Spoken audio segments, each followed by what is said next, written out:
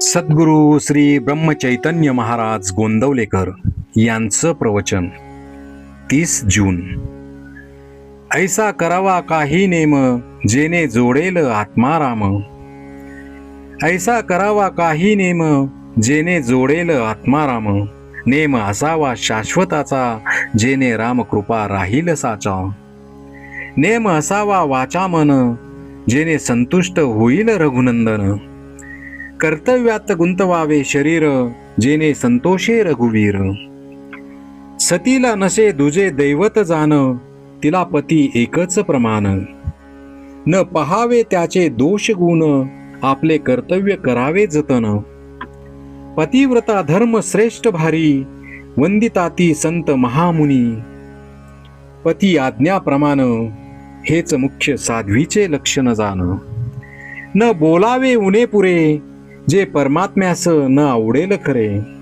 संतती व संपत्ती भगवंत कृपेने ज्याची प्राप्ती त्याचे करावे रक्षण पण न गुंतू द्यावे मन. जे आवडेल पतीला पाही तो आपला धर्मच राही.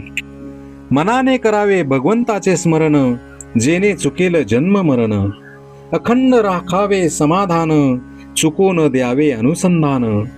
काया गुंतवावी प्रपंचात मग असावे रघुनाथात. प्रपंचात राखावी खबरदारी मन लावावे रामावरी. त्याचा राम होईल दाता न करवी कशाची चिंता. मुखी असावे नामस्मरण हृदयात भगवंताच्या अस्तित्वाची जाण. शुद्ध राखावे आचरण पवित्रतम अंतःकरण. मुखाने भगवंताचे स्मरण त्यावर कृपा करील रघुनंदन. हा ठेवावा विश्वास अनुभव येईल नक्की खास.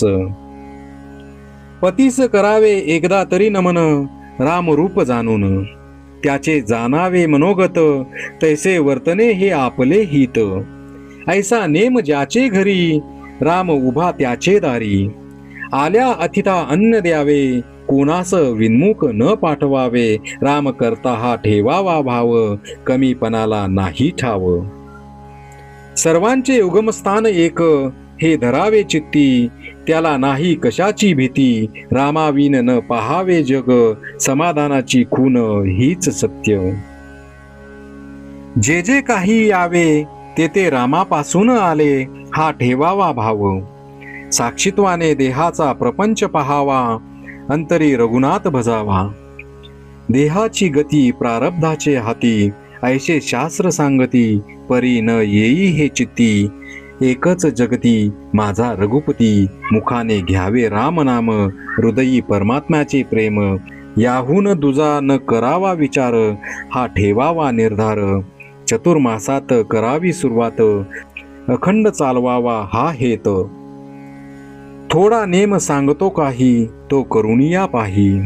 घ्यावे भगवंताचे नाम खात पीत करीत असता काम. होईल तेवढे करावे जतन परमात्मा पुरे करील हे जाणावे. सर्वास सांगावे आशीर्वाद सर्वांनी जोडावा भगवंत.